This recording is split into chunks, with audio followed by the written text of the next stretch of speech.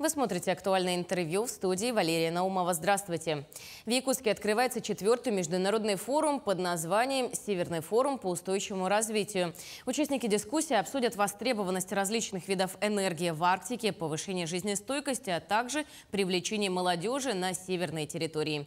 Одним из организаторов форума является Северо-Восточный федеральный университет.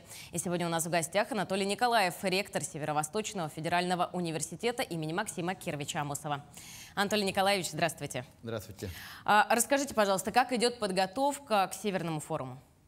Ну, подготовка, мы уже были в сентябре уже готовы, да, вот, к проведению, да, форум был перенесен вот на сегодняшнее число, и в течение вот 4 дней нас ждут достаточно интересные дискуссии, мероприятия, да, и вот с сегодняшнего дня по 1 декабря включительно нас ждут 36 различных мероприятий. Ну, сегодня мы начинаем. Но, насколько мы знаем, ваш университет также предоставил площадки для проведения этого форума. Ну, уже с проведения вот первого форума мы, как один из основных организаторов, предоставляем все наши площадки, да, но буквально вот когда был коронавирус, онлайн-трансляции и так далее проходили еще и в нескольких местах. В этом году полностью, кроме одного мероприятия, будут проходить на площадках нашего университета. Все готово, все готово. Буквально вчера все это проверили. Сегодня до обеда еще генеральная проверка всех вот этих технических возможностей, да, мы еще проверим. Да. Но только одна площадка по культуре, по музеям пройдет вот художественный музей. Остальные все на площадках нашего университета. А что вы ожидаете от этого форума? Ну, самое главное, это проведение форума не просто там прийти, сделать доклад, да, а самое главное общение со своими коллегами. Все-таки тема Арктики это достаточно актуальная, да, и основной темой этого форума это энергия. Каждый год мы выбираем основную тематику форума, да, и вокруг вот этого мы нанизываем многие мероприятия. Ну, до этого были транспортная система, да, экономика и так далее, изменение климата было. Да. В этом году мы взяли основную тематику как энергия.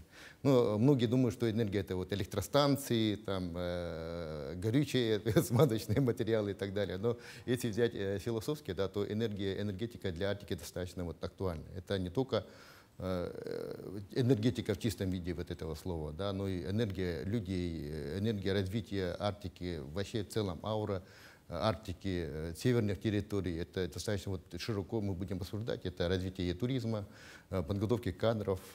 Тоже это достаточно молодая энергия, которая вольется в развитие Арктики.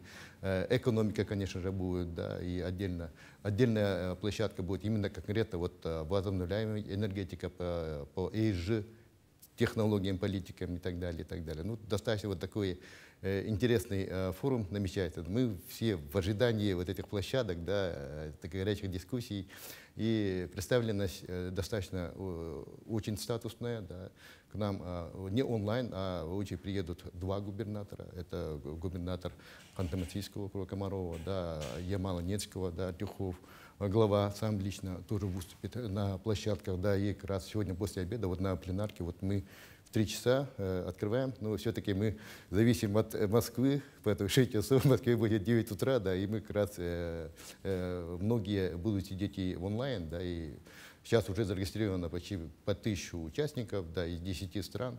Да, и поэтому тут форум набирает достаточно вот такие большие обороты, да, и очень отрадно то, что мы совместно не только с Северным форумом и с правительством Республики Саха-Якутия, но и нашим основным партнером по организации это агентство ТАСС, которое тоже это составляет план мероприятий и так далее. Ну и, конечно же, в рамках вот этого проведем еще несколько вот таких сопутствующих мероприятий, отдельные, ну, внутри программы конференции будут, да, и будет совещание Ассоциации технических университетов России и Китая отдельно, будет еще и молодежный форум отдельно тоже обсуждать и так далее. Ну, короче, интересные площадки ждут, и все ссылки и так далее будут в онлайн, в программе Zoom, программе вот YouTube и так далее, полностью трансляции. Ну, технические возможности сейчас позволяют многое. Действительно, да, но и сама программа форума у вас очень обширная, начиная от именитых каких-то гостей приглашенных, да, заканчивая всевозможными площадками. Но расскажите о самых важных событиях этого форума.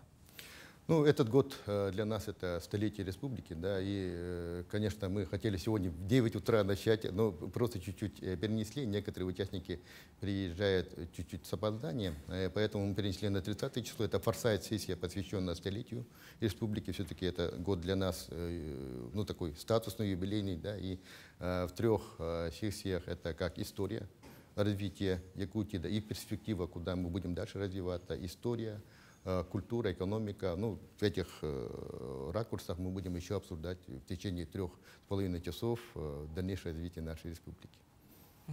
А расскажите, как вы планируете развивать всестороннее международное сотрудничество для развития Арктики?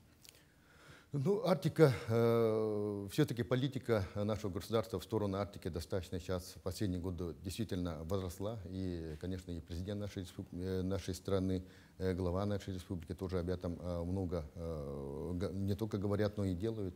Сейчас развивается Северный морской путь.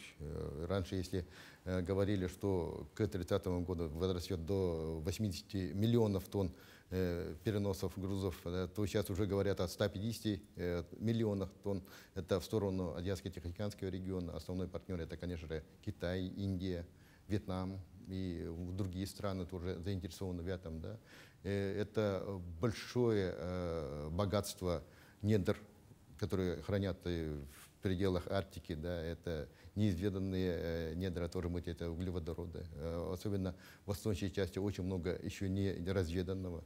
Если взять Якутию, да, то только из разведанных где-то 70% газовых запасов находится на территории Якутии. Все-таки мы, как федеральный университет, который находится на перипетии 2 больших макрорегионов, территория Арктики и территория Дальнего Востока, мы становимся сейчас таким центром притяжения вот, арктических исследований и интересов азиатских стран. Ну, в рамках вот этого мы создаем, сейчас будем подписывать соглашение, да, вот, по созданию российско-азиатского консорциума по арктическим исследованиям.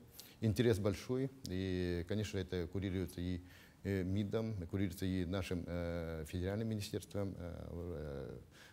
И далее большой интерес, вот уже более 20 организаций готовы с нами подписать. Да. Ну и, конечно, в рамках как бы упора в сторону Арктики это стало достаточно актуальной темой, да, и мы все-таки вот эту тематику будем дальше развивать с нашими партнерами.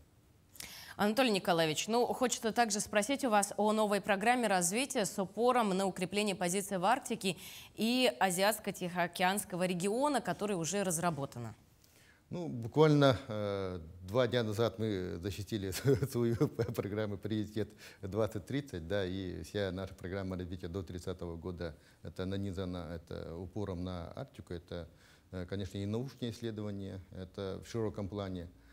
Сейчас очень глобально идет и изменение климата, я не скажу прямо потепление, да, изменение климата, да, изменения, которые говорят, нужно достаточно тонко исследовать и мерзлотные условия. Да, это всего касается и технических возможностей, и сооружений, подготовки кадров. Да. У нас достаточно широко мы начали исследовать и буквально на молекулярно-генетическом уровне медицинские возможности. Да, и сейчас республики развивают и строится много медицинских учреждений. Вот буквально скоро откроется и онкологический центр. Да, буквально в этих реалиях мы тоже достаточно хороший упор делаем на научные исследования в этом направлении.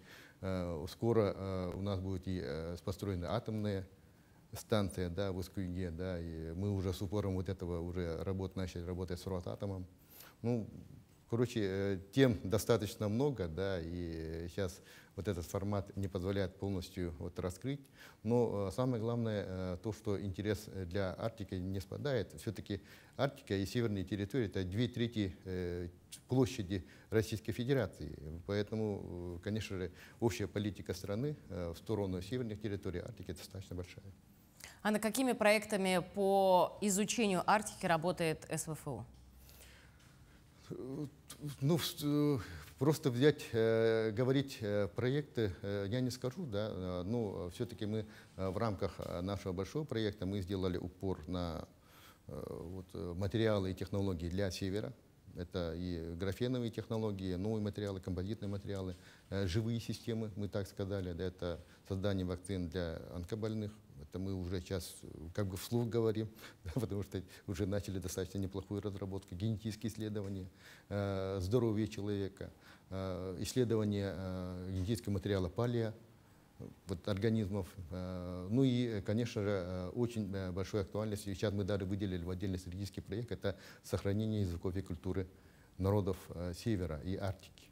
Да, и мы с Институтом системного программирования РАН в программе LinguaDoc уже начали на основе искусственного интеллекта уже делать вот такие разработки по сохранению. Да, и дальше уже будем это транслировать на многие другие языки других регионов, да, и буквально на Восточно-экономическом форуме мы подписали с Росреестром, да, и будет в ближайшем или в среднем прогнозировании будет создана карта вообще распределения коренных языков Российской Федерации. То есть достаточно вот такие глобальные задачи перед университетом стоят. А расскажите, с кем вы сотрудничаете из университетов, из Азиатско-Тихоокеанского региона, или, возможно, вы планируете расширение вашего сотрудничества? Ну, сейчас большой упор мы делаем в сторону Китая. Сейчас достаточно хорошим стратегическим партнером становится Индия. Да, и вот, потом мы хотим расширить связи вот с Вьетнамом, с Монголией. Ну, конечно, наши ближайшие соседи, страны из бывшего СССР, тоже хорошие связи. Да, и в этом плане мы имеем достаточно сильных партнеров.